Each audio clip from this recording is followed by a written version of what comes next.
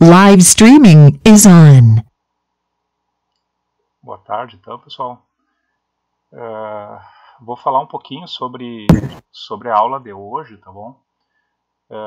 A gente viu nas aulas anteriores as características, né, como se comportam capacitores e indutores do ponto de vista da relação entre tensão e corrente nesses elementos, tá?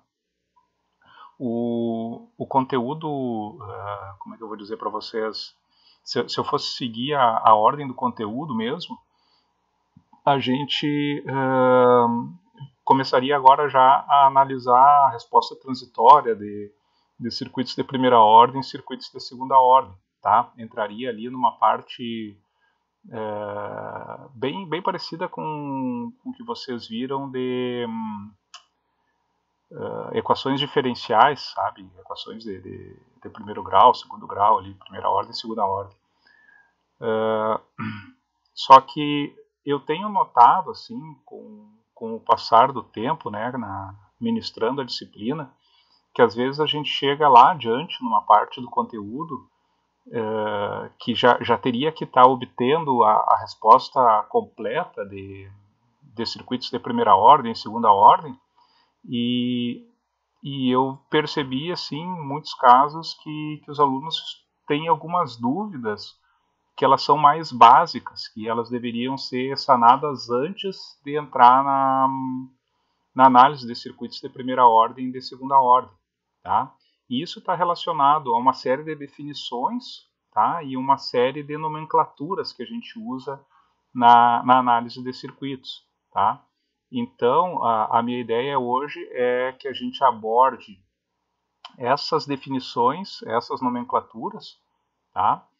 Antes da gente entrar realmente ali em circuitos de primeira ordem, circuitos de segunda ordem, a gente vai ter uma aula que ela, em princípio, ela não faz parte da ementa do conteúdo, sabe? Ela não faz parte também dos livros, assim, de circuitos, mas eu considero que é bem importante esse conhecimento, porque se vocês conseguirem entender bem agora essas questões, vai facilitar bastante na hora de resolver exercícios, tá? Então, eu vou aqui compartilhar com vocês a minha tela para a gente começar, tá?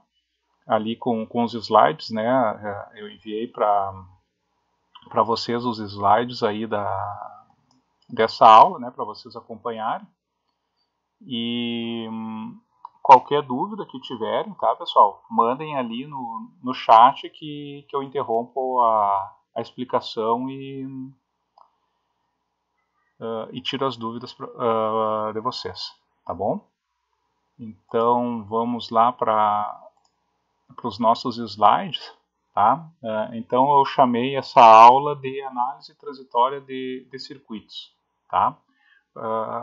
Ela faz parte, tá, da análise de circuitos de primeira ordem e de segunda ordem, mas antes de entrar nas questões relacionadas à solução de equações diferenciais de primeira ordem, segunda ordem, eu resolvi deixar bem mastigadinho para vocês essa parte, para vocês terem uma visão mais ampla do que é uma análise transitória, ou seja, do que vai ser, o que vai ser a análise que vocês vão ter que fazer em todos os circuitos nessa parte da matéria, tá? Então isso aqui vai embasar toda a análise que vocês vão ter que realizar para cada circuito que vocês forem resolver agora nessa parte da matéria, tá? Então por isso que a gente não entrou ainda em circuitos de primeira ordem e segunda ordem, mas isso aqui vai fazer parte desse tipo de análise,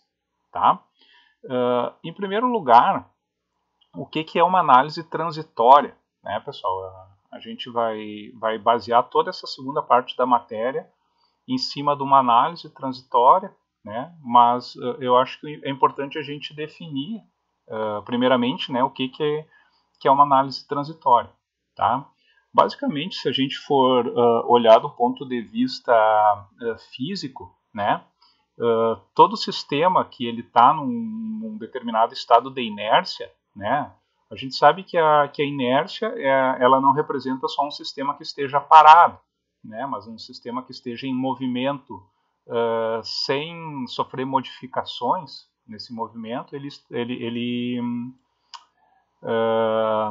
precisa de uma força externa, não é, para mudar esse estado de equilíbrio, tá? E isso aí não é só para circuitos, tá, pessoal? Se a gente for pensar assim, em qualquer sistema físico, ele tem essa característica, tá? Por exemplo, se vocês olharem esses gráficos aqui que tem nesse slide, tá? Esse primeiro aqui que está abaixo à esquerda, ele é um sistema de um amortecedor de carro, né? É um amortecedor que quando ele sofre o impacto, não é? Ele começa um movimento e ele começa a amortecer esse movimento até voltar a um estado de equilíbrio, né? Então, antes desse impacto, né, esse sistema ele estava estável, ele estava no que a gente chama de regime permanente, né? Daí ele sofreu uma mudança nas suas características, apresentou uma resposta transitória, né, que aqui é a resposta transitória de um sistema mecânico, né, ele vai dar uma oscilada e vai estabilizar de novo, vai entrar em regime de novo, tá? Então, isso é uma resposta transitória, tá?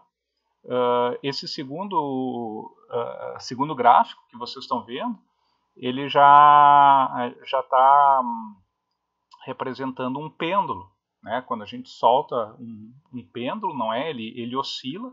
Primeiramente, quando a gente está segurando ele está em equilíbrio, né? Então não tem movimento nenhum.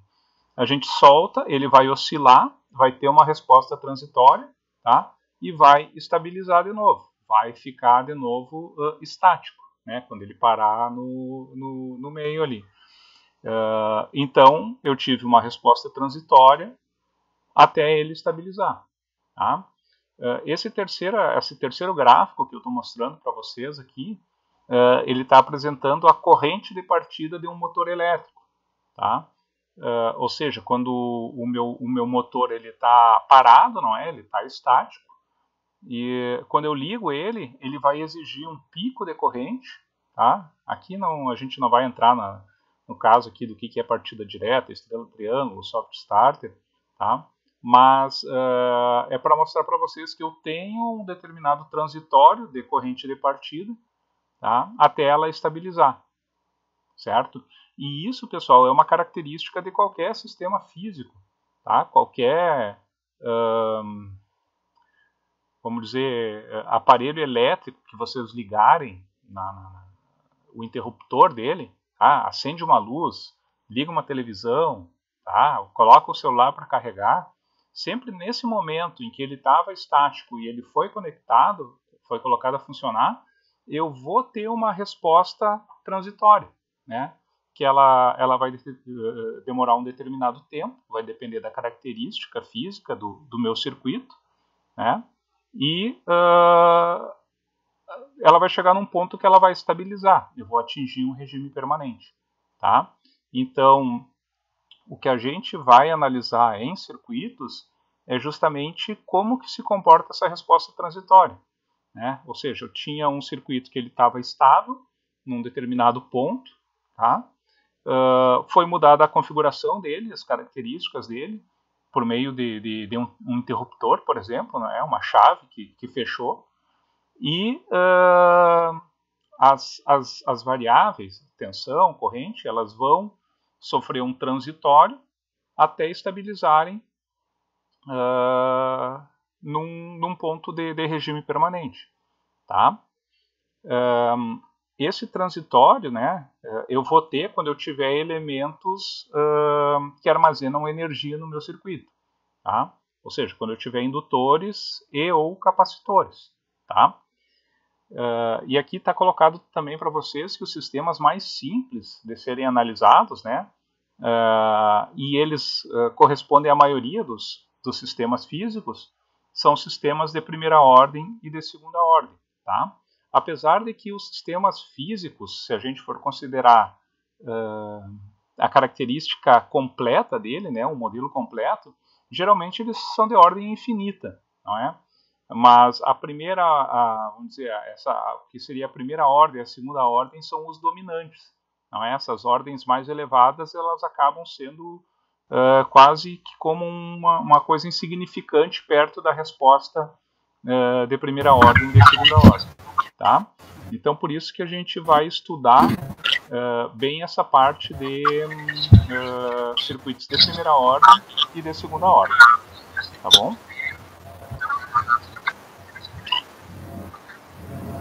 Mano, que horrível essa equação. Entrou alguém com o microfone aberto aí, pessoal, se puder fechar, agradeço. Ai. Então, pessoal, o que a gente vai estudar realmente, né, é o caso específico de circuitos elétricos, tá? Onde essa carga e descarga dos elementos que armazenam energia, né, os capacitores e os indutores, eles são responsáveis, então, por essa resposta transitória, né? Vocês já têm uma ideia de como obter essa resposta transitória do que vocês tiveram de análise de equações diferenciais, né? Mas no caso dessa disciplina, a gente vai extrapolar aqueles resultados teóricos que vocês tiveram do ponto de vista matemático, não é? E a gente vai aplicar elas do ponto de vista físico, tá? Ou seja, a gente vai transformar toda aquela teoria lá realmente em valores de tensão, valores de corrente, tá? Então, aqui está colocado para vocês um circuito com um resistor, um indutor, um capacitor, tá? A gente vai ver mais adiante que a primeira ordem, a segunda ordem tem a ver com o número de elementos que armazenam energia que vão estar colocados no meu circuito.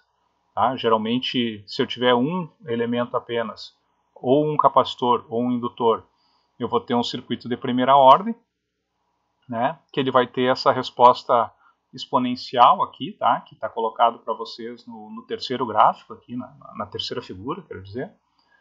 Tá? Que ele é só uma resposta exponencial. E eu posso ter circuitos de segunda ordem, né? Quando eu tiver dois elementos que armazenam energia, que eles podem ter uma resposta oscilatória, como essa que está mostrada aqui, ela pode ser exponencial, ou ela pode ser, vamos dizer, um meio termo entre as duas, que a gente chama de criticamente amortecido. Tá? Mas isso aí a gente vai ver mais adiante.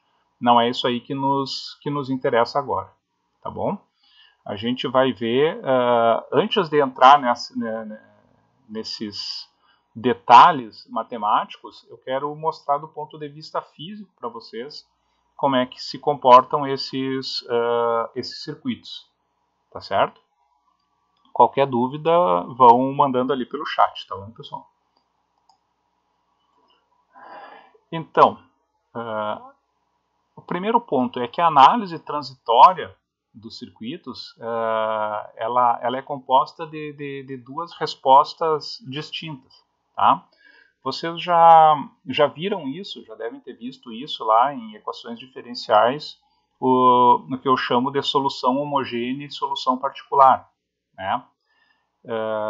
E a gente tem, a mesma, vamos dizer, é a mesma coisa que a gente analisa em circuitos, só que com um nome diferente, tá? A gente chama de resposta natural e resposta forçada, certo? A resposta natural, tá? Essa primeira aí que tá colocado para vocês, ela é a resposta do meu circuito, que ela se deve somente às condições iniciais, certo? Ou seja, quando eu vou analisar a resposta natural do meu circuito, eu tenho que anular todas as fontes independentes, tá? A única fonte de energia que eu vou ter nesse meu circuito vai ser a energia que ela vai estar pré-armazenada no indutor ou no capacitor, ou em ambos. Tá? Além disso, né, como eu tenho que desabilitar todas as fontes independentes para obter essa resposta, então o valor final, né, vamos dizer, dessa resposta natural, ela vai ser igual a zero, certo? Sempre vai ser igual a zero. Ou seja, um capacitor sempre vai se descarregar totalmente, tá? Um indutor sempre vai se descarregar totalmente, tá bom? A gente vai ver que a gente vai ter circuitos em que o valor final lá da tensão do meu capacitor vai ter um valor de 10 volts, por exemplo, tá? Mas esses 10 volts eles vão estar relacionados à resposta forçada, tá? Não à resposta natural. A resposta natural sempre vai representar a dinâmica do meu circuito, tá? O que seria a dinâmica? É a mudança, né, de valores de tensão e corrente nesses elementos até elas estabilizarem em zero. Tá? E daí a gente tem a segunda resposta, que é a chamada resposta forçada. Tá? Que ela é uma resposta estável devido às fontes independentes que o alimentam. Tá? E no caso de circuito Zoom, o Matheus pergunta a respeito das fontes dependentes, tá? Se elas são desconsideradas para a resposta natural ou permanecem. Elas permanecem, tá, Matheus? No caso de...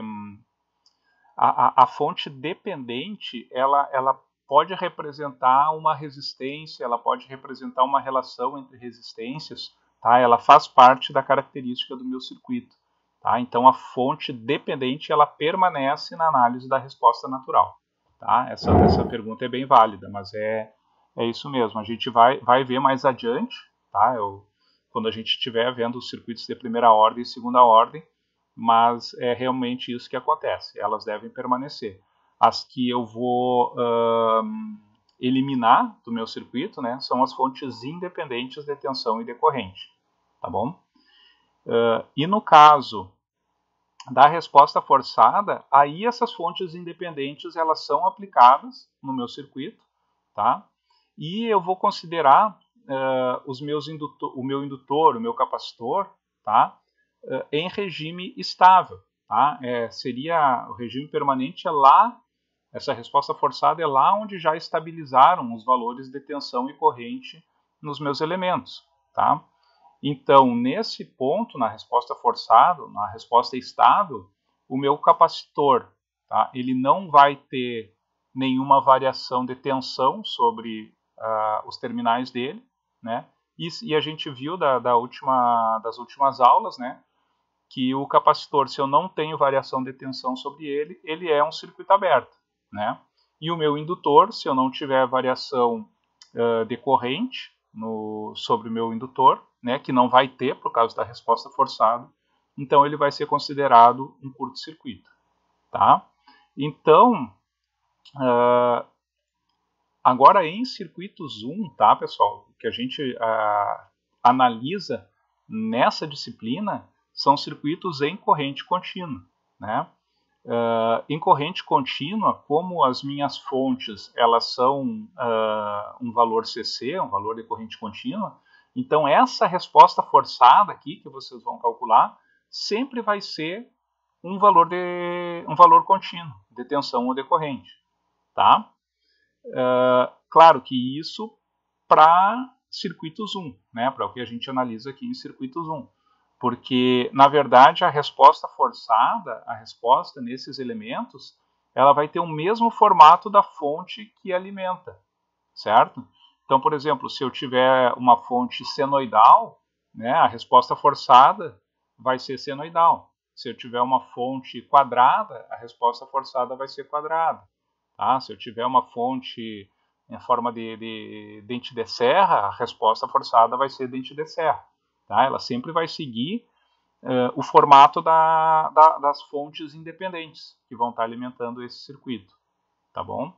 Mas a gente não tem que se preocupar muito com isso nessa disciplina, porque esse valor sempre vai ser um valor de corrente contínua ou de tensão contínua, tá certo?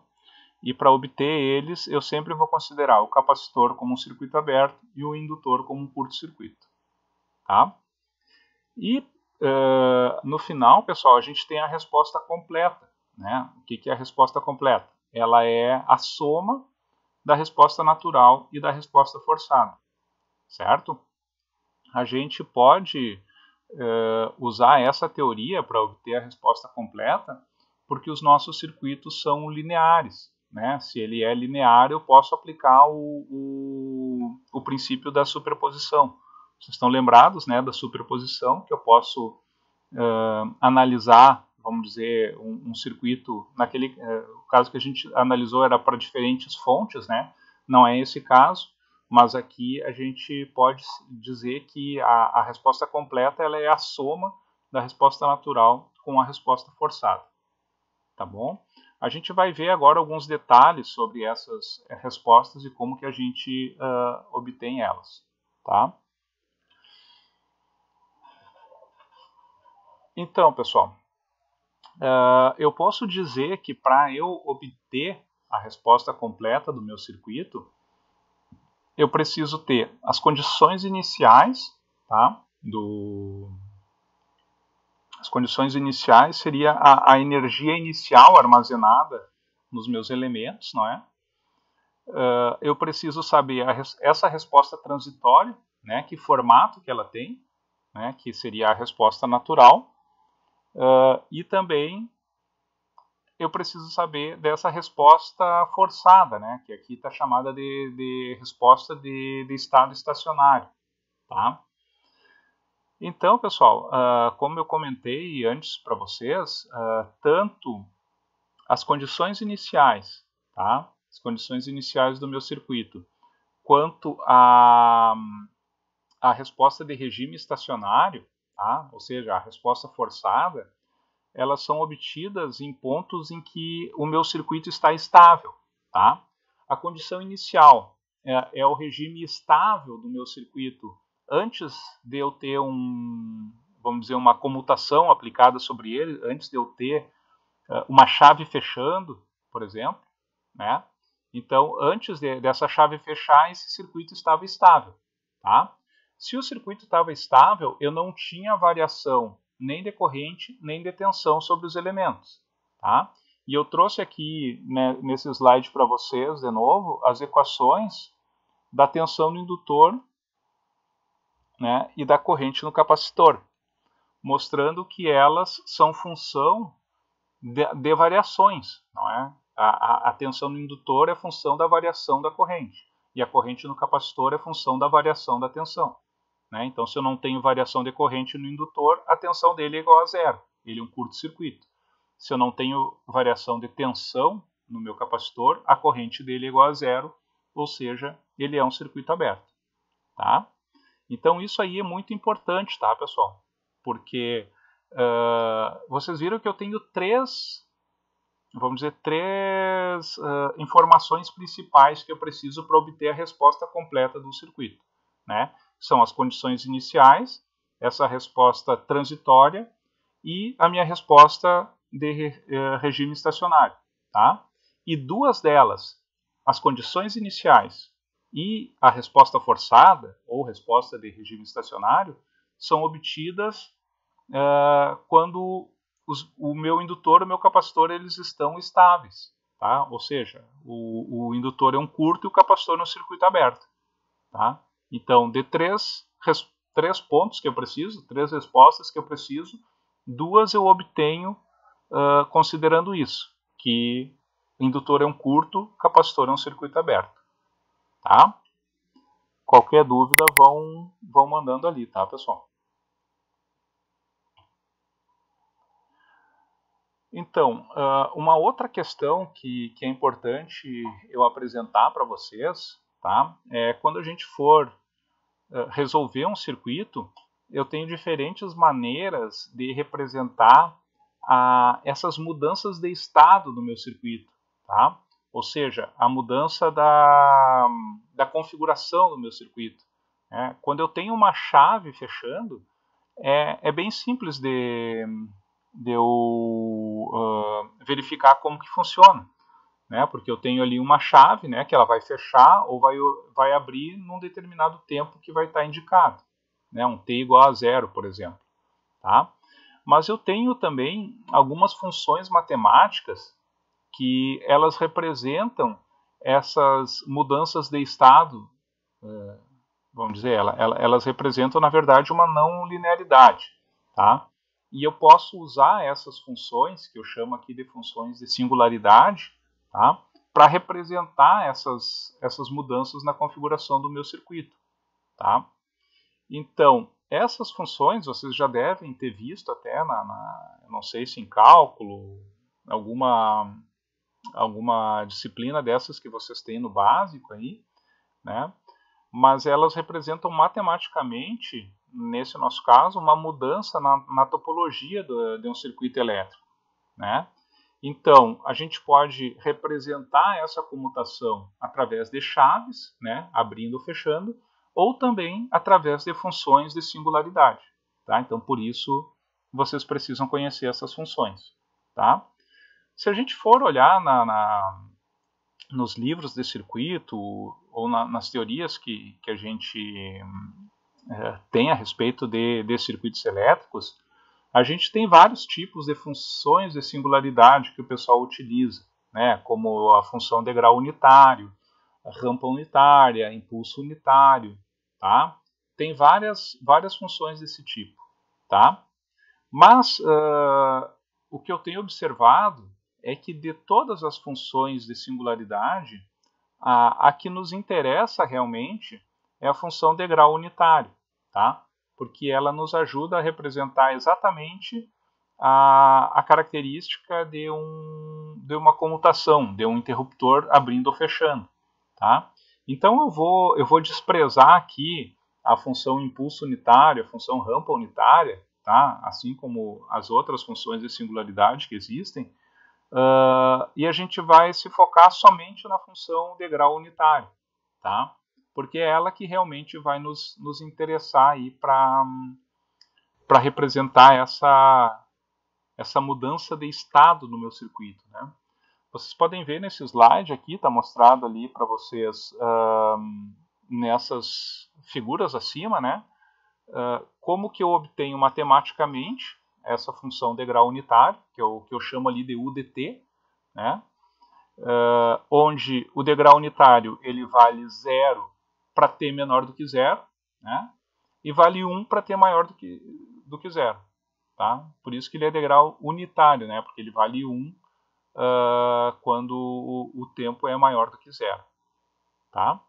Então, se eu pegar essa função, se eu pegar esse UDT e multiplicar ele por uma fonte de tensão ou uma fonte de corrente, tá? Aí eu vou ter uma característica de uma tensão sendo aplicada em t igual a 0 ou de uma corrente sendo aplicada em t igual a 0. Tá? É essa aí a ideia da utilização dessas funções. Tá? A gente vai ver agora adiante como é que fica quando eu aplico essa função diretamente numa fonte. Tá? Mas antes da gente ver isso daí, eu estou apresentando aqui para vocês algumas modificações que a gente pode ter no degrau unitário, tá, pessoal? Que seria, por exemplo, a função de grau unitário deslocado, né? Se eu tenho ali t menos t0, né? Eu posso... Imaginem o seguinte, né? O meu t ali é a minha variável. O meu t0 é um tempo definido, né? Pode ser 1 segundo, 2 segundos, 3 segundos, né? Então, essa primeira aqui, né, o t menos t0, quando o meu t for igual a t0, né, então nesse ponto eu tenho u de 0. Né? Então é exatamente em t0 que essa função passa a valer 1. Né? Antes de t0 ela vale 0. Tá? Então aqui, por exemplo, eu posso ter um atraso no caso da aplicação do meu degrau unitário. Ele não é aplicado no tempo 0, ele é aplicado no tempo t0. Tá? E eu também tenho a função aí deslocada para o outro lado, né, que é o t mais t0. Né? Nesse caso aqui, quando eu tiver no meu tempo menos t0, né, imaginem que eu substituo ali no u de t mais t0, se eu substituo t igual a menos t0, eu tenho menos t0 mais t0. Né? Então fica u de 0, vai dar exatamente quando o meu t é menos t0. Tá? Então quer dizer que eu vou ter esse degrau unitário aplicado antes de 0. Né? T0 segundos antes de chegar no meu tempo T0. Tá bom? Tem uma outra função degrau que ela é bastante utilizada também na análise de circuitos, que ela é o U de menos T. Tá? Que ela seria, vamos dizer, o complemento ali de U de T. Né? A U de T ela vale 1 para T maior do que 0. Tá? A U de menos T, ela vale 1 para quando o meu T é menor do que 0. Tá? Então, ela vale 1 para T menor do que 0. E a partir de T igual a 0, ali, ela passa a valer 0. Tá bom, pessoal? Então, essas são as principais funções de singularidade que a gente vai ter na análise de circuitos que a gente precisa interpretar. Tá, pessoal? Ou seja, vocês têm que saber, quando eu tenho uma função dessas, eu vou ter que ela geralmente ela vem aplicada multiplicando o valor de uma fonte independente de tensão ou corrente. Tá? Então, eu tenho que saber, por exemplo, que a minha fonte de tensão vai ser multiplicada por 0, né, para alguns valores de t, e ela vai ser multiplicada por 1 para valores maiores do que t. Tá? E assim, dependendo aí de qual a função de singularidade que vai estar multiplicada por essa minha fonte. Tá, pessoal? Agora, o mais importante disso, né, é a gente entender como funciona quando eu aplico essa função de singularidade, né, numa fonte de tensão ou numa fonte de corrente. Tá? E aqui tem um ponto bem importante, bem interessante de ser observado. Tá? Então, o fundamental na análise de circuitos, né, quando eu tenho uma função de singularidade, é interpretar o impacto dela como se ela fosse um interruptor. Tá? De que maneira? Olha só, se eu tiver uma fonte de tensão, certo? Uma tensão V0, que está multiplicada por um degrau unitário, tá? O meu degrau unitário ele vale 0 para t menor do que 0, tá? E ele vale 1 para t maior do que 0. Tá? Então, olhem ali na figura, é como se eu tivesse uma chave, né, que ela vai comutar e vai aplicar a minha tensão V0 exatamente no meu tempo t igual a 0. Tá? Agora, se eu tiver um degrau unitário multiplicado por uma fonte de corrente, então eu tenho a mesma coisa. Uma chave ali, né, que vai comutar em t igual a 0 e vai aplicar essa minha fonte de corrente no meu circuito para t maior do que 0. Tá? Mas aqui, pessoal, tem um detalhe bem importante, tá? Que é o seguinte, eu não posso pensar só para quando a minha função degrau unitário vale 1. Né? A gente muitas vezes se prende ao fato ali de que para t maior do que 0 eu vou aplicar a fonte, para t maior do que 0 eu não estou aplicando a fonte. Tá? Mas tem um detalhe bem importante, tá? Que é para quando a minha função degrau unitário ela vale 0. Tá? Que é justamente o seguinte, quando eu tenho 0 multiplicado por uma fonte de tensão, né, eu tenho uma tensão de 0 volts. Tá? E lembrem sempre o que é uma fonte de tensão cuja tensão é 0 volts. O que é isso, pessoal? É um curto-circuito. Tá? Mas quando eu tenho uma fonte de corrente multiplicada por 0, né, eu tenho 0 amperes, quer dizer que uma fonte de corrente de 0 amperes é um circuito aberto. tá? Então é bem importante a gente ter essa, vamos dizer, essa ideia, né? Porque quando a gente tem essa fonte de grau unitário, né, antes dela comutar, antes dela valer 1, eu vou ter que determinar as condições iniciais do meu circuito, tá?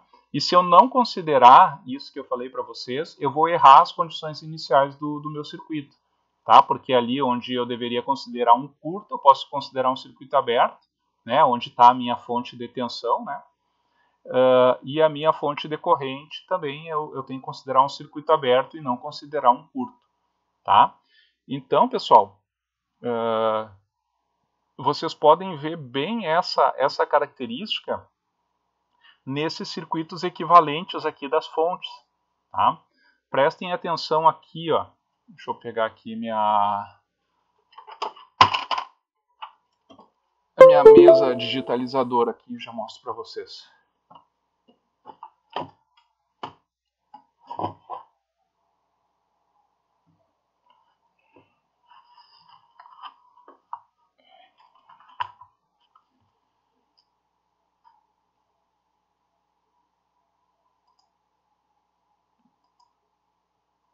Olha só aqui então, ó, pessoal.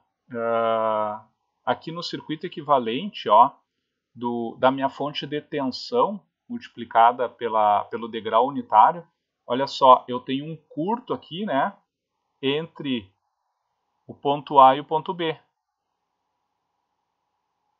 certo? Então, para t menor do que 0, eu tenho um curto-circuito entre A e B, tá? Notem ali nesse circuito inicial aqui, ó,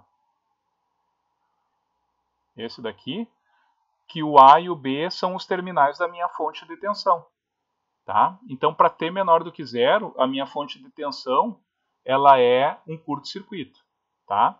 Mas olha aqui para a fonte de corrente, ó, pessoal. Para t menor do que 0, olha só, A e B não estão conectados, eles estão abertos, tá? Então, aqui, entre os pontos A e B aqui da minha fonte de corrente, eu tenho que tirar a fonte de corrente aqui, né? E deixar aberto esses dois pontos, tá? Então, pessoal, isso aí é muito importante depois quando vocês estiverem analisando esse tipo de circuito, tá? Porque às vezes, vamos dizer, vocês sabem tudo, vocês sabem calcular condição inicial, a resposta transitória, sabe calcular a resposta de regime permanente, tudo, tá? Mas não se dão conta de interpretar de maneira correta, né, como que são as fontes ali quando o meu degrau unitário vale 0. Né? E isso aí acaba prejudicando toda a resposta do circuito de vocês.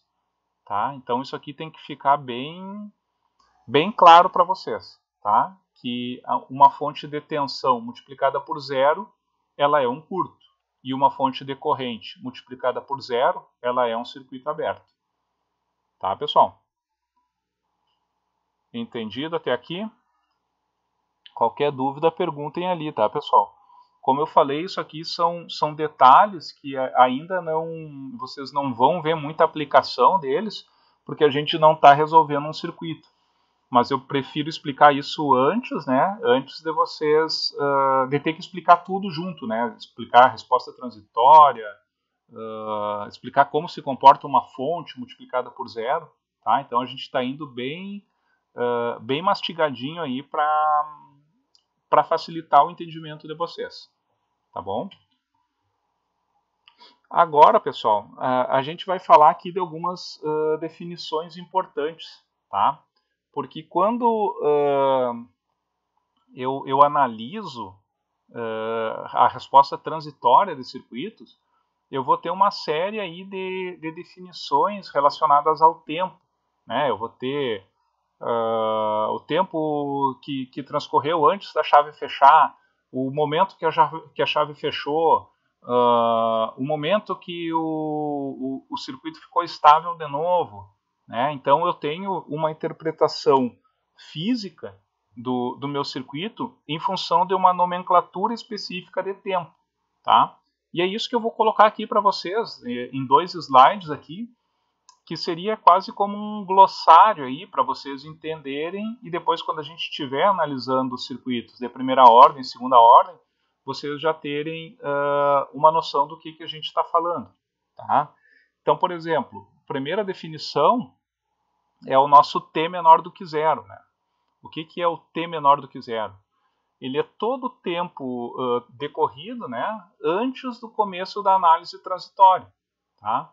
Ou seja, é antes de comutar a chave ali do meu circuito, né? A gente considera que os elementos eles estão em regime permanente, né, para T menor do que zero, tá? Ou seja, eu não tenho nenhuma resposta transitória, tá? E nesse tempo menor do que zero, na configuração do circuito para T menor do que zero, é de onde eu vou obter as condições iniciais do meu circuito, tá? Lembrando que as minhas condições iniciais sempre são corrente no indutor e tensão no capacitor, né? Se eu tiver os dois, vai ser uma e outra. Se eu tiver só o indutor, vai ser a corrente no indutor. Se eu tiver só capacitor, vai ser a tensão no capacitor, tá? E aqui está entre parênteses para vocês, mais uma vez, lembrar, né, que como o circuito ele vai estar ele não tem nenhuma variação de tensão ou corrente, o meu indutor ele é um curto-circuito e o meu capacitor ele é um circuito aberto, tá? Então a corrente no indutor vai ser a corrente que passa por esse curto-circuito, que representa o indutor, né? E a tensão do capacitor, né, a tensão inicial do capacitor vai ser a tensão nesses 2 pontos, né, do capacitor que ele vira um circuito aberto, né? Então eu tiro o capacitor e determino a tensão naqueles 2 pontos, tá? Aquilo ali vai ser a condição inicial de tensão no meu capacitor, tá? Então isso aí, pessoal, é o T menor do que zero, né? Então quando a gente falar em T menor do que zero, vocês têm que saber que a gente está falando do meu circuito antes da chave comutar, ele está estável e na configuração dele eu obtenho as condições iniciais da análise do meu circuito, tá? Tem uma outra nomenclatura que a gente usa também, tá? Que é o T igual a zero menos, tá? O que é o T igual a zero menos? Ele é o instante de tempo imediatamente anterior a mudança na configuração do circuito, tá? Então imaginem que eu tenho um interruptor, né, que ele fecha em T igual a zero, quer dizer que o instante imediatamente anterior a essa comutação do meu interruptor, ele é o meu T igual a zero menos, tá? Mas quanto que é esse tempo, né? Ele é 1 minuto, 1 segundo, 1 microsegundo, 1 nanosegundo, 1 picosegundo, 1 femtosegundo? Não sei, tá, pessoal? Isso aí ele é um ente matemático, tá? Ele vale praticamente zero, mas é antes da minha chave comutar, tá? E ele é importante, tá, pessoal? A gente vai ver porque a gente tem algumas variáveis do meu circuito que no instante imediatamente posterior a t igual a zero, elas são iguais às variáveis nesse instante t igual a zero menos, tá? Que a gente vai ver agora aqui no próximo slide, né? Que seria o meu t igual a zero mais, né? Da mesma forma, né? Esse tempo aqui ele é um instante imediatamente posterior à mudança na configuração do meu circuito, tá? O que a gente tira de mais importante, né, desse t igual a zero mais aqui, na verdade, assim, o meu circuito, né, a resposta completa do meu circuito, eu vou ter que obter para depois que a minha chave comutou, né? Eu vou ter que obter para o que seria essa configuração final do meu circuito, né? O meu t igual a zero menos, eu só vou obter as condições iniciais, tá? E por que eu posso obter as condições iniciais em t igual a zero menos? Porque eu sei que devido às características físicas desses elementos, a tensão no capacitor e a corrente no indutor não podem mudar instantaneamente, tá? Então eu sei que aquelas variáveis que eu calculei lá para t menor do que zero, de tensão no capacitor e corrente no indutor, elas vão se manter exatamente iguais em t igual a 0 mais, tá? Então, o meu circuito mudou de configuração, o tempo imediatamente posterior a essa mudança de configuração é o t igual a 0 mais, e eu sei que a tensão no capacitor em 0 mais é igual à tensão do capacitor em 0 menos, assim como a corrente no indutor em 0 mais é igual à corrente no indutor em 0 menos, tá? Por isso que eu posso considerar essas variáveis aí como a condição inicial do meu circuito, tá? Porque eu posso obter elas para t menor do que zero e eu sei que elas vão ser iguais em t igual a 0 mais, tá? Mas elas só nesse momento, tá, pessoal? Só em t igual a 0 mais. Depois vai começar a ter a resposta transitória, né? Vai modificar a tensão no capacitor, vai modificar a corrente no indutor, tá? Mas esse ponto inicial, né, esse 0 mais aí, eu sei que a tensão no capacitor eu posso determinar e a corrente no indutor eu posso determinar também, tá? Então isso aí é muito importante, tá, pessoal? Nunca esquecer isso daqui, que a condição inicial sempre vai ser tensão no capacitor e corrente no indutor, tá? Porque o valor dessas variáveis em 0 menos é igual ao valor em 0 mais. E por que isso? Né? A gente viu lá da definição do capacitor e do indutor que a tensão no capacitor não pode modificar instantaneamente e nem a corrente no indutor não pode modificar instantaneamente também. Tá bom? Vamos para a próxima então. Tá? Eu tenho uma outra nomenclatura que é o t maior do que zero, tá? Que ele é todo o intervalo de tempo após a mudança na configuração do meu circuito. Tá? Ou seja, o meu t maior do que zero é a resposta que eu quero obter. Né? O meu t igual a zero é o ponto que eu começo a analisar o meu circuito, né? Que eu quero obter a resposta do meu circuito. E o meu t maior do que zero ali, ou todo t, não é?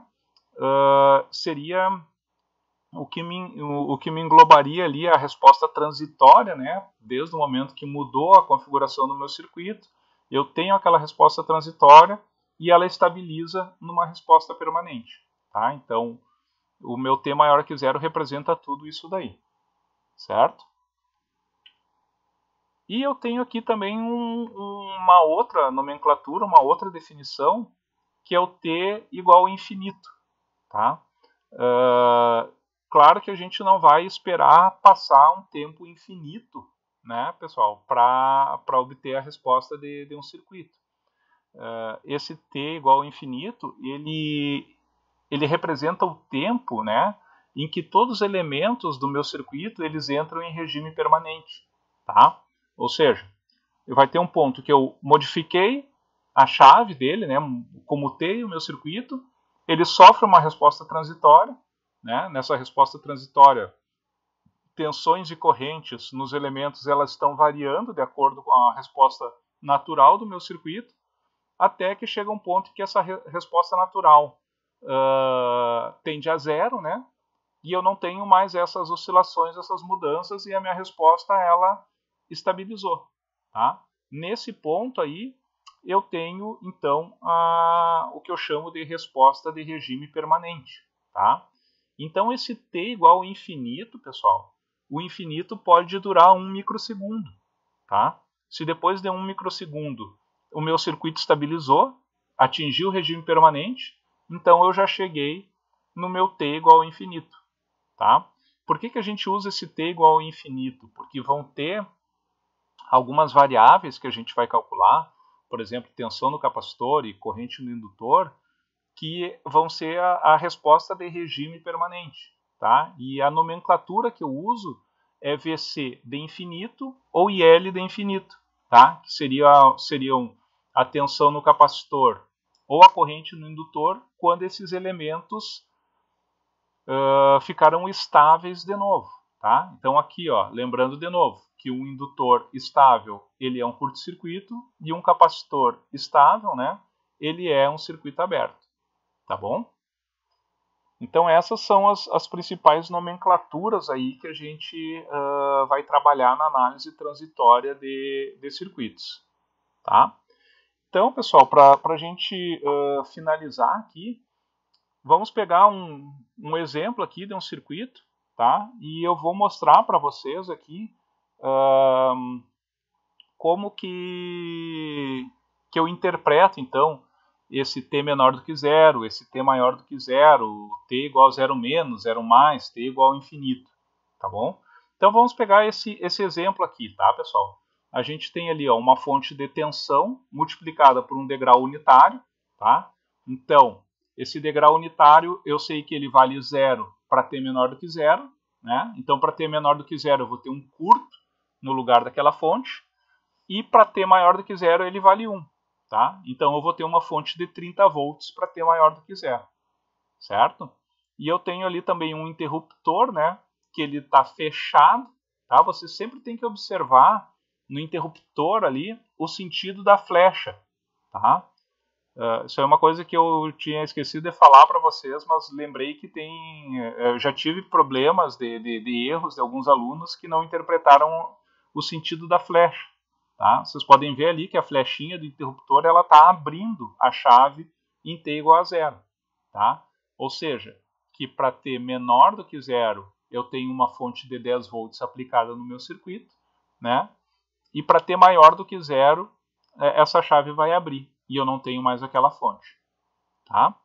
Então, para t menor do que zero aqui, pessoal, a gente conversou, né, que esse tempo, t menor do que zero,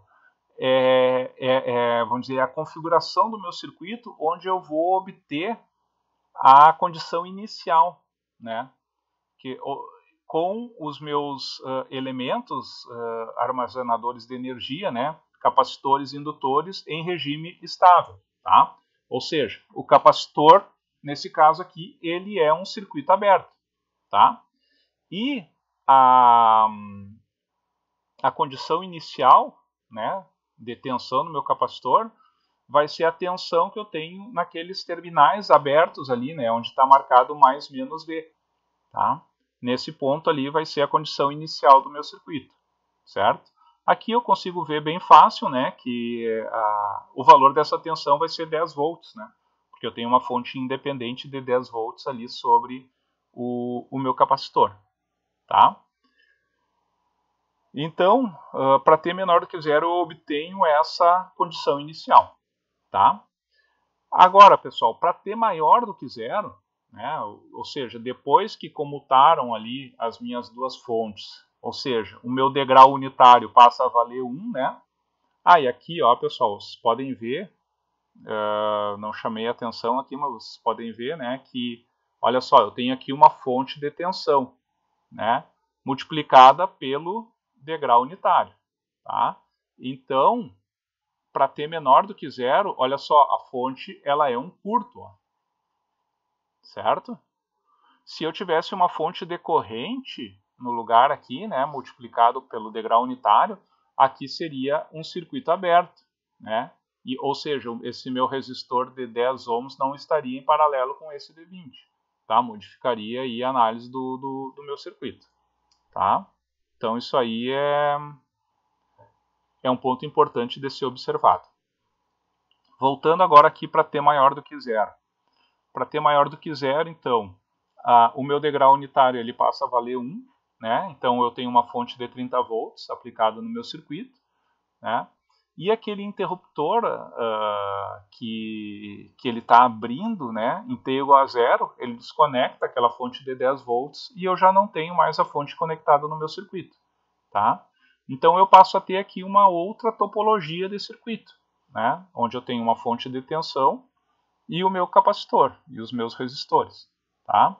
Nessa configuração de circuito aqui, pessoal, eu vou analisar ela para obter a resposta natural e a resposta forçada, certo? Que vão me dar a resposta completa do meu circuito. Tá?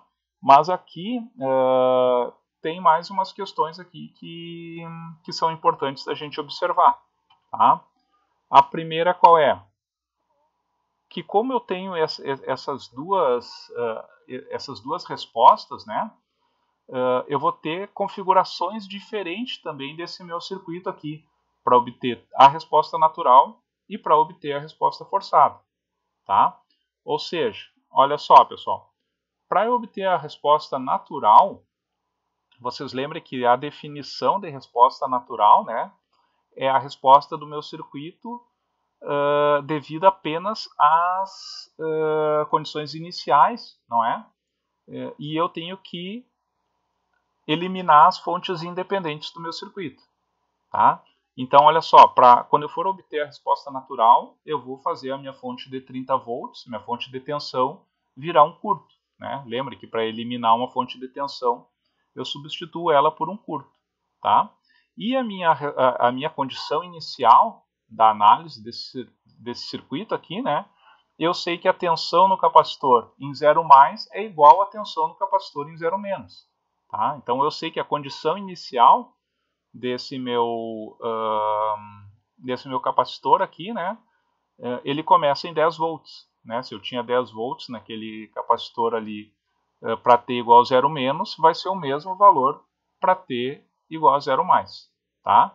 E aqui, então, eu vou obter essa resposta que é o VCN dt, né, que é a tensão no capacitor, a resposta natural da tensão no capacitor. Tá? E eu também tinha comentado com vocês que essa resposta sempre ela tende a zero. Né? Ou seja, para T igual a infinito, né, que a gente chama, ela vai tender a zero. Ou seja, o meu capacitor ele vai descarregar totalmente sua tensão sobre aqueles dois resistores. Tá? E vai chegar a zero. Desse circuito também, para T maior do que zero, pessoal, eu tenho que obter a resposta forçada. Né? Então vocês podem ver aqui o que é a resposta forçada. A resposta forçada é a resposta da tensão no capacitor, né? Para quando o meu capacitor ele estabilizou novamente, não é? E ele vira um circuito aberto. Né? Se eu não tenho mais variação de tensão sobre o capacitor, a corrente dele é igual a zero, logo ele vai ser um circuito aberto. Tá? Vocês podem ver ali, pessoal, que a tensão nesse capacitor, o VC de infinito, que eu chamo, né, vai ser a mesma tensão que eu tenho sobre esse resistor de 20 ohms. Né? Então, se eu fizer essa divisão de tensão aí, né, de 30 volts entre 10 e 20 ohms, eu vou ter 20 volts sobre esse resistor, né, que vai ser a mesma tensão no meu capacitor em T igual a infinito. Tá? Então, pessoal, eu sei que a tensão nesse capacitor ela começa em 10 volts, né, que é aquela condição inicial. Ela vai estabilizar no valor de 20 volts, né? O valor final vai ser 20 volts, e a resposta transitória, a característica dinâmica que eu tenho entre 10 volts e 20 volts, ela é dada pela resposta natural. Tá? Então, pessoal, por isso que a resposta completa do meu circuito, né, ela vai ser composta pela resposta natural, né, mais a resposta forçada do meu circuito.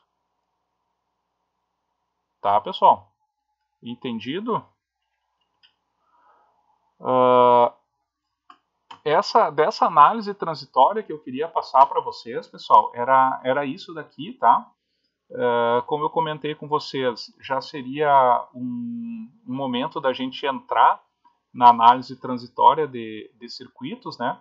Só que eu achei importante antes a gente abordar essas questões aqui, tá? Que elas são bem importantes aí para vocês terem vamos dizer, um ponto de vista físico da análise do circuito antes da gente entrar na questão matemática da resolução desses circuitos. Tá? Ainda tem mais um ponto que eu vou querer trabalhar com vocês antes de entrar em circuitos de primeira ordem e em segunda ordem. Tá? Que vai ser o quê? Eu quero pegar uma série de circuitos tá? E a gente vai obter só a condição inicial e a resposta forçada, tá? Porque esses dois pontos são pontos que vocês já têm condições de obter, né? Porque os meus indutores viram um curto e o capacitor vira um circuito aberto, e eu só tenho que calcular tensões e correntes, tá? Então é a mesma teoria que a gente teve lá na primeira parte da matéria. Tá? Então a gente vai primeiro aprender bem, vai fazer uma série de exercícios para obter condição inicial e resposta de regime permanente, antes da gente entrar na análise de circuitos de primeira ordem e segunda ordem, onde a gente vai ter que aprender basicamente o cálculo da resposta natural, né? Que é essa parte transitória que eu tenho entre a condição inicial e a minha resposta de regime permanente. Certo, pessoal? Ficou alguma dúvida com relação ao que a gente viu hoje aqui, pessoal?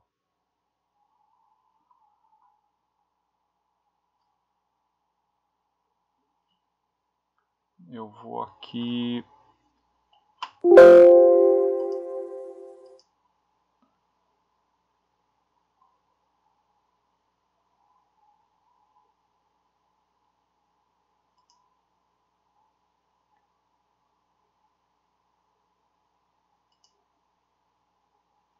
Vou parar de compartilhar aqui, tá, pessoal?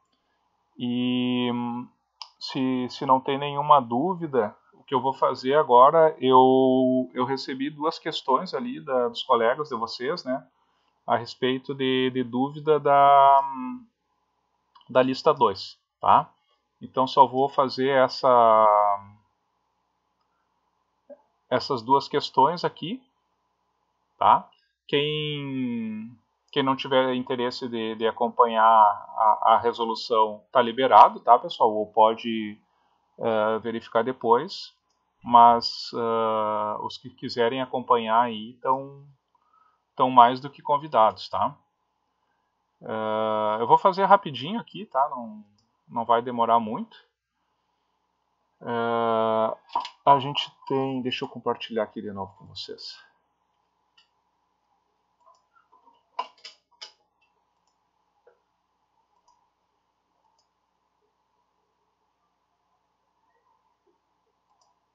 Aqui. A gente tem então, acho que foi a Virgínia que ela me pediu para fazer análise da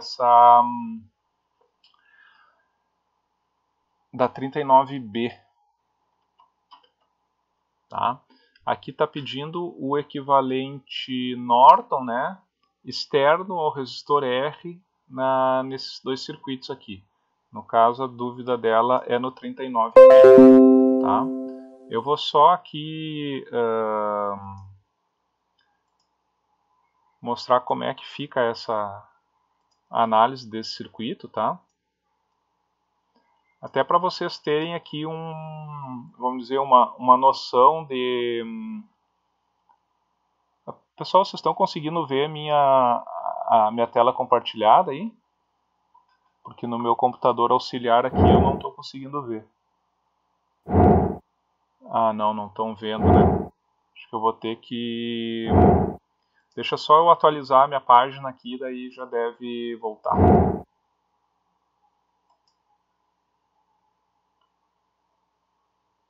Live streaming is on.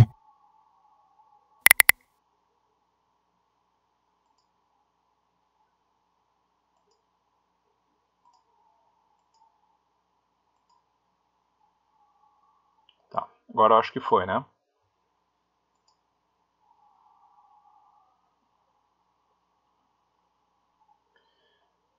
Então, pessoal, aqui está sendo pedido para calcular o equivalente Norton, né? Quando eu tenho no circuito externo o resistor R, né? O resistor R aqui seria esse resistor aqui do meu circuito, né?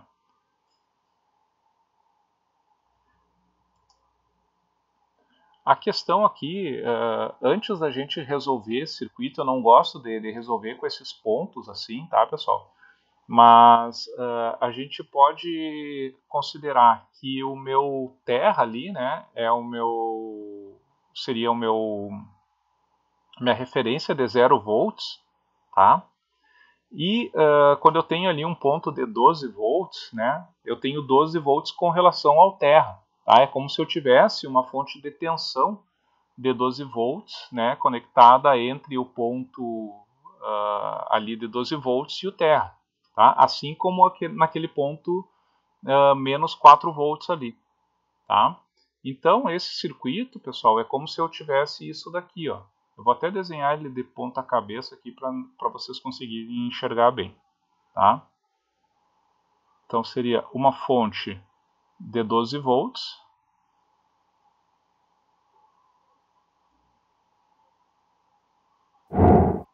Aplicada ali sobre conectada no R1, né?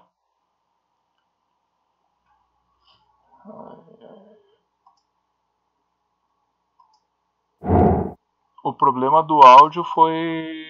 Aí não foi internet, tá, pessoal? Foi boca abertice mesmo do professor aqui. Quando eu atualizo a página, eu tenho que abrir de novo o microfone. Vou abrir aqui a câmera também, daí vocês têm... Acompanha minha carinha de assustado aqui também, rateando aqui no YouTube. Então, pessoal, eu tava falando aqui, né, que eu tava falando sozinho, na verdade, com as minhas paredes aqui, tá? Mas agora eu vou falar para vocês aí que esse tipo de circuito, né, quando eu tenho só os pontos de tensão ali, ele é difícil da gente enxergar e conseguir analisar ele, né, porque a gente não tem muita prática com esse tipo de análise, né. O que eu gosto de fazer é colocar as fontes de tensão ali, né, se eu tenho o terra do meu circuito, né, o terra está marcado, e eu tenho ali um ponto de 12 volts, é como se eu tivesse uma fonte de tensão de 12 volts com relação ao terra, tá? Então, nesse caso aqui, né, é como se eu tivesse isso daqui, ó. Tá? E aqui eu teria, por exemplo, o meu R2.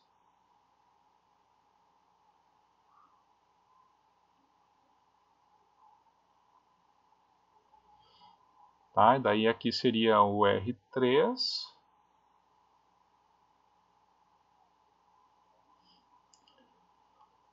Aqui não vou fazer aquela dobradinha para baixo ali, não precisa, tá? Vou colocar aqui o R. São esses pontos aqui que eu vou ter que tirar esse circuito. E aqui eu tenho uma fonte menos mais, né, de 4 volts.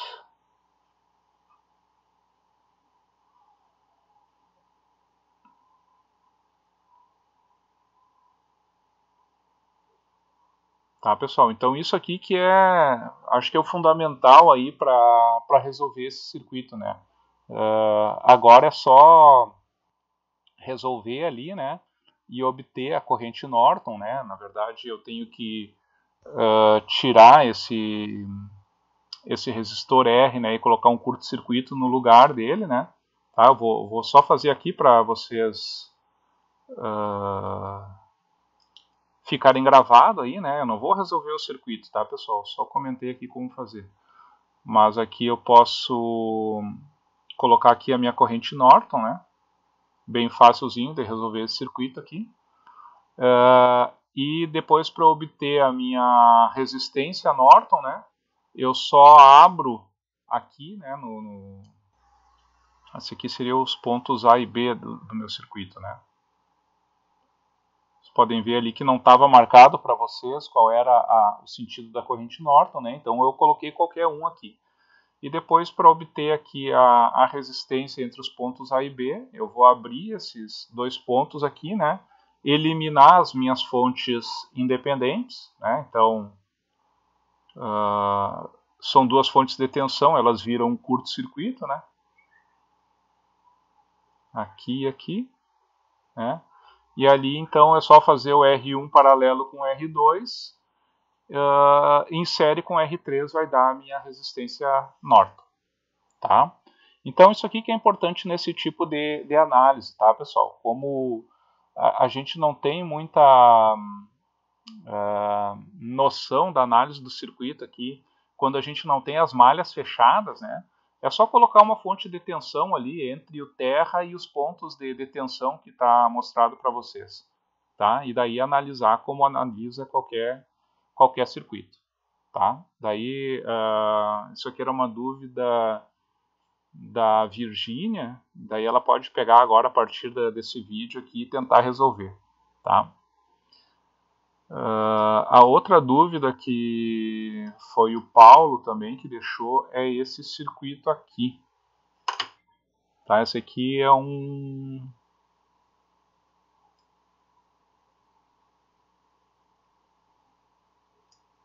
circuito de novo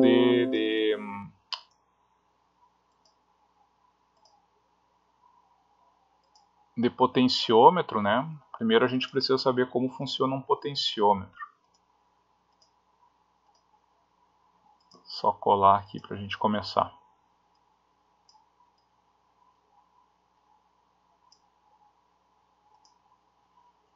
Bom, ele está pedindo aqui o valor de R no circuito, né? Que torna a potência fornecida, torna máxima a potência fornecida ao resistor de 100 ohms, né? Então, para, vamos dizer, a potência ser máxima, né? O que eu sei? Eu sei que esse circuito aqui, ó, vamos chamar aqui dos pontos A e B, tá? Eu sei que se eu fizer o equivalente Thevenin do meu circuito,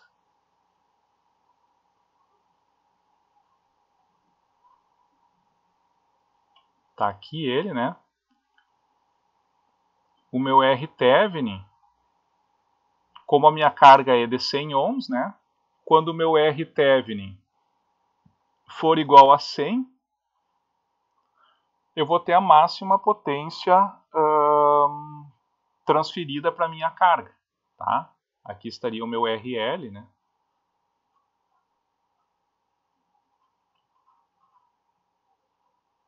Tá? Então, o que eu tenho que fazer é determinar a resistência Thevenin do meu circuito, tá? Então, para determinar a resistência Thevenin, eu tenho que eliminar as fontes independentes, né? E desconectar minha carga, tá? Eu vou ficar, na verdade, com esse circuito aqui, ó. A minha fonte de tensão vira um curto, né? Daí eu vou ter esse potenciômetro aqui,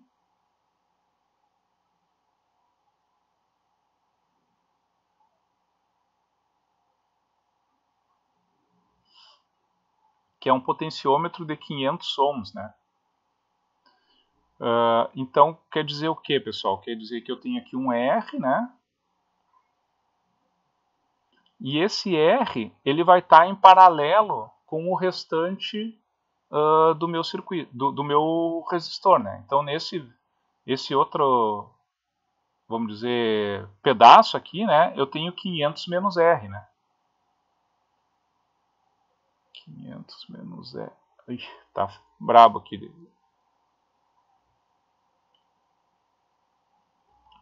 Vou tentar caprichar aqui um pouquinho. Tem um jeito mais fácil de caprichar, né?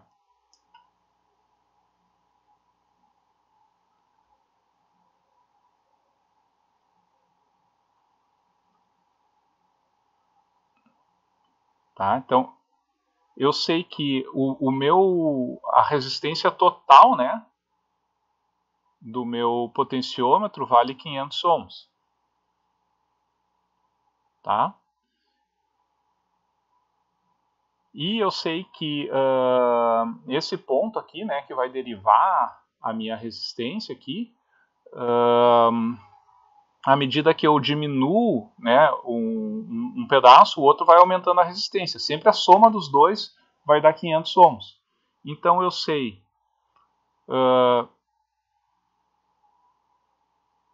que a resistência total que eu quero, né, a resistência de meu R Thevenin, tem que ser igual a 100 ohms.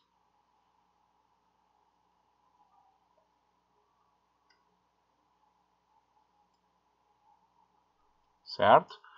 E isso aqui vai ser igual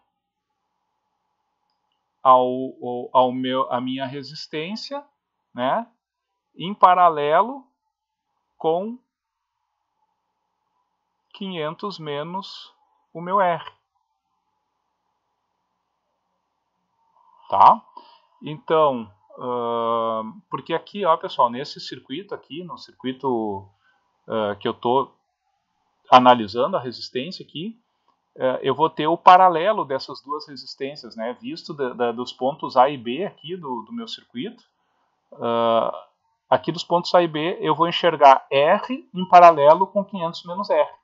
Tá? Então, R em paralelo com 500 menos R seria R que multiplica 500 menos R dividido por R que somado, né, a 500 menos R. Tá? Isso aqui tem que ser igual a 100. Tá? Esse R aqui vai cortar com esse R. Tá? Então eu tenho menos R ao quadrado mais 500R. Isso aqui vai ser igual a 50 mil. Tá? O que tem que fazer aqui agora é resolver essa báscara, né? Eu vou achar duas raízes, né? Eu vou achar um R1 e um R2, tá? Então deixo para vocês resolverem aí, tá? Mas quando a gente chega nesse tipo de solução aí, a gente vai achar duas raízes. Uma delas vai ser positiva e a outra negativa, tá? E como a gente sabe que não existem resistências negativas, o valor correto é o valor da resistência que der positivo, tá? Então, vou deixar para o Paulo aí tentar resolver essa questão e ver se encontra o mesmo valor do gabarito. Tá bom, pessoal? Vou deixar aí porque não vou ficar aqui fazendo cálculo só para vocês. Certo, então, pessoal? Então, com isso a gente finaliza a aula de hoje, tá bom? Agradeço bastante aí a audiência de todos, tá? Qualquer dúvida aí, mandem lá pelo WhatsApp, mandem por e-mail, tá? Por onde quiserem. E a aula que vem vai ser uma aula bem interessante, tá? Porque a gente vai ver na prática mesmo ali como calcula esses valores de condição inicial, condição final, tá? Porque são coisas simples, mas às vezes, vamos dizer, é difícil de enxergar assim a configuração do circuito. Então acho que vocês me vendo resolver alguns exercícios vai facilitar bastante na hora de vocês terem que resolver. Tá certo, pessoal? Então agradeço aí a presença de todos, tá? E até quinta-feira. Um abração aí, qualquer coisa, mandem um WhatsApp aí, se comunique, beleza?